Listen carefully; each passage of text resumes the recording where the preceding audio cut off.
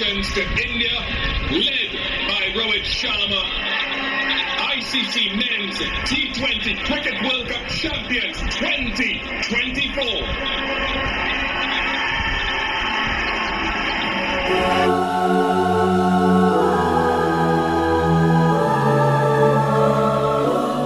ಭಾರತ 2024ರ ಟಿ20 ವಿಶ್ವಕಪ್ ಗೆದ್ದು ಮತ್ತೊಂದು ಐತಿಹಾಸಿಕ ಕ್ಷಣಕ್ಕೆ ಸಾಕ್ಷಿಯಾಗಿದ್ದು ನಿಮಗೆ ಗೊತ್ತೇ ಇದೆ ಸ್ನೇಹಿತರೆ. ಭಾರತೀಯರಿಗೆ ಕ್ರಿಕೆಟ್ ಕೇವಲ ಒಂದು ಕ್ರೀಡೆಯಲ್ಲ, ಅದೊಂದು ಭಾವನೆ. ಯುರೋಪ್ ದೇಶಗಳಲ್ಲಿ ಫುಟ್ಬಾಲ್ ಅತ್ಯಂತ ಜನಪ್ರಿಯ ಕ್ರೀಡೆಯಾಗಿದ್ರೆ ಭಾರತದಲ್ಲಿ ಕ್ರಿಕೆಟ್ಗೆ ಬೇರೆಯದ್ದೇ ಸ್ಥಾನವಿದೆ. ಭಾರತದಲ್ಲಿ ಕ್ರಿಕೆಟ್ ಆಟಗಾರರನ್ನ ಆರಾಧಿಸುವ ಸಾಕಷ್ಟು ಅಭಿಮಾನಿಗಳಿದ್ದಾರೆ. ಅಂಥದ್ರಲ್ಲಿ ಭಾರತ ತನ್ನ 2ನೇ ಟಿ20 ವರ್ಲ್ಡ್ ಕಪ್ ಗೆದ್ರೆ ಹೇಗಿರುತ್ತೆ? ಲಕ್ಷಾಂತರ ಅಭಿಮಾನಿಗಳ ಕಣ್ಣಲ್ಲಿ ಆ ಕ್ಷಣ ನೀರು ತುಂಬಿಸಿತ್ತು. ಕೇವಲ ಅಭಿಮಾನಿಗಳಲ್ಲದೆ ಸಾಕಷ್ಟು ಆಟಗಾರರು ಸಹ ಆನಂದ ಬಾಷ್ಪವನ್ನ ಸುರಿಸಿದ್ರು.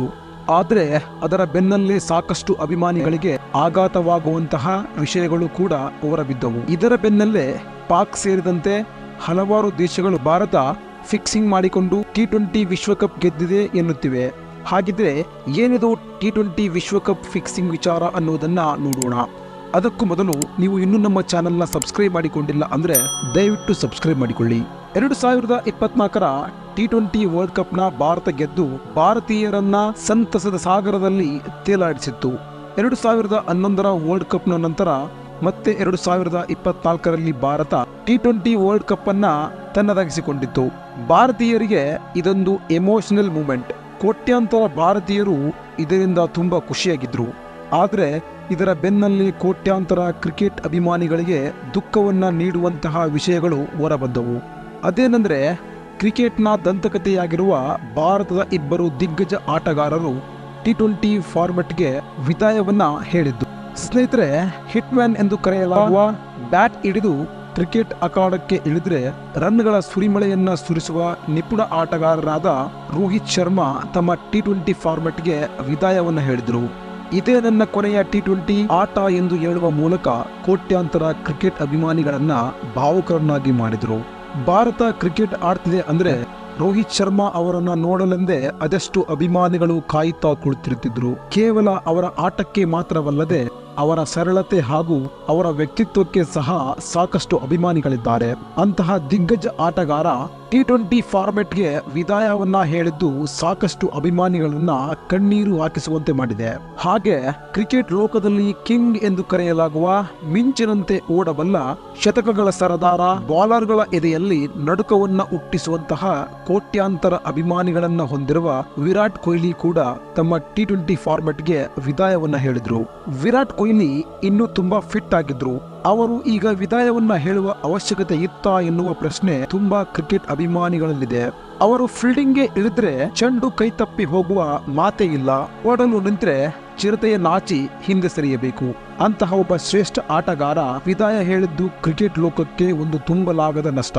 ಈ ಟಿ20 ವರ್ಲ್ಡ್ ಕಪ್ ಗೆಲ್ಲಲು ಕೊಹ್ಲಿ ತುಂಬಾ ಪ್ರಮುಖ ಪಾತ್ರವನ್ನ ವಹಿಸಿದ್ದಾರೆ. ಉತ್ತಮ ರನ್ಗಳನ್ನ ಪಡೆಯುವ ಮೂಲಕ ದೊಡ್ಡ ಮೊತ್ತವನ್ನ ಕಲೆ ಹಾಕಲು ಕೊಹ್ಲಿ ಕಾರಣರಾದ್ರು. ನಾಯಕನಾಗಿದ್ದ ರೋಹಿತ್ ಶರ್ಮಾ ಕೂಡ ತಂಡವನ್ನ ಉತ್ತಮವಾಗಿ ಸಂಘಟಿಸುವ ಮೂಲಕ ಪ್ರತಿ ಆಟಗಾರನಲ್ಲಿ ಹುರುಪು ತುಂಬುತ್ತಾ ಚಾಣಾಕ್ಷತೆಯಿಂದ ಆಟ ಆಡಿ ತಂಡವನ್ನ ಗೆಲುವಿನ ತುದಿಗೆ ಮುಟ್ಟಿಸಿದ್ರು. ಇಂತಹ ದಿಗ್ಗಜ ಆಟಗಾರರು ಇನ್ನು ಮುಂದೆ ಟಿ20 ಪಂದ್ಯಗಳಲ್ಲಿ ಕಾಣಿಸಲ್ಲ ಅನ್ನೋದನ್ನ ಕೇಳಿದ್ರೇನೆ ತುಂಬಾ ಬೇಜಾರಾಗುತ್ತೆ.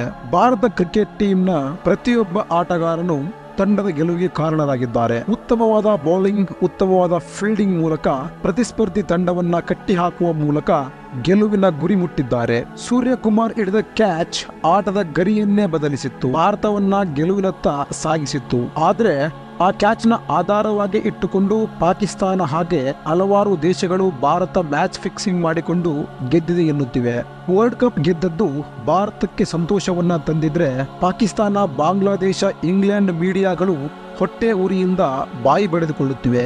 ಅವರಿಗೆ ಎಷ್ಟರ ಮಟ್ಟಿಗೆ ಹೊಟ್ಟೆ ಉರಿದಿದೆ ಅಂದ್ರೆ ಡೇವಿಡ್ ಮಿಲ್ಲರ್ ಕ್ಯಾಚ್ ಹಿಡಿದ ಸೂರ್ಯಕುಮಾರರ ಕಾಲು ಬೌಂಡರಿ ಲೈನ್ಗೆ ತಾಕಿದೆ ಎಂದು ಭಾರತ ಮ್ಯಾಚ್ ಫಿಕ್ಸಿಂಗ್ ಮಾಡಿಕೊಂಡಿದೆ ಎಂದು ಮೀಡಿಯಾಗಳಲ್ಲಿ ಹೇಳಿಕೆಯನ್ನ ನೀಡುತ್ತಿವೆ.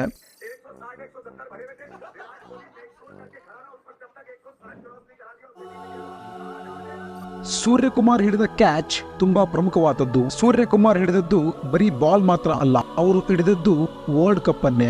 ಆದ್ರೆ ಇದನ್ನ ಪಾಕ್ ಈಗ ತಿರುಚುವ ಕೆಲಸವನ್ನ ಮಾಡ್ತಿದೆ. ಕ್ಯಾಚ್ ಎಷ್ಟು ಮುಖ್ಯ ಅನ್ನೋದು ಎಲ್ಲರಿಗೂ ಗೊತ್ತು.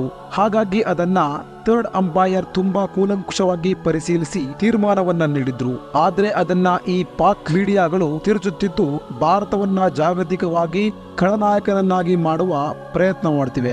ಅವರು ಎಷ್ಟೇ ಬಾಯಿ ಬಡಿದುಕೊಂಡ್ರು ಭಾರತದ ಯಾವುದೇ ಆಟಗಾರರು ಪ್ರತಿಕ್ರಿಯೆಯನ್ನ ನೀಡಿಲ್ಲ. ನಾಯಿ ಬೊಗಳಿದ್ರೆ ದೇವಲೋಕ ಹಾಳಾಗಲ್ಲ ಎನ್ನುವ ರೀತಿಯಲ್ಲಿ ಭಾರತದ ಆಟಗಾರರು ವರ್ತಿಸಿದ್ದಾರೆ. ಇದಾಗಿತ್ತು T20 ವರ್ಲ್ಡ್ ಕಪ್ ಹಾಗೆ ಕೊಹ್ಲಿ ಹಾಗೂ ರೋಹಿತ್ ಶರ್ಮಾ ವಿದಾಯದ ಬಗೆಗಿನ ಕೆಲವು ಮಾಹಿತಿ.